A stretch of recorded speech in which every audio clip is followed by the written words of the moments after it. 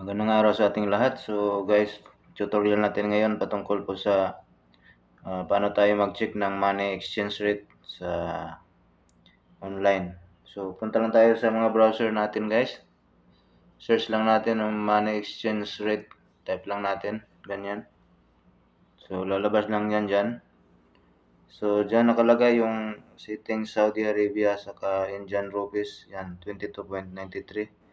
So palitan lang natin dito guys ng ano guys, kung palitan ng Saudi Arabia saka Philippine peso. So palitan lang natin ng ano ng Philippine peso. Hanapin lang natin dito sa yan. So ayan guys yung palitan ngayon. So yan 15.14 po palitan ng Philippine peso at saka real po, Saudi real.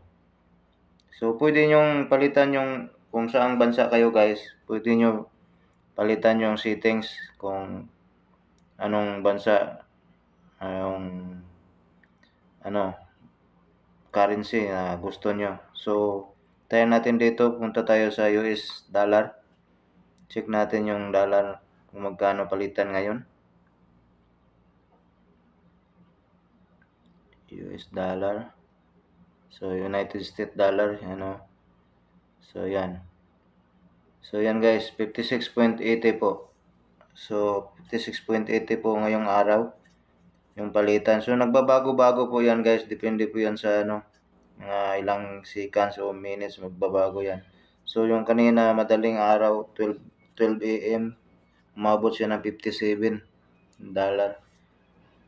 So ayan guys, yun yung paraan para ma-monitor natin yung palitan ng currency sa online guys. Money exchange rate na currency. So madali lang po guys, sana may natutunan kayong konting kaalaman po sa video natin. Maraming salamat at God bless po.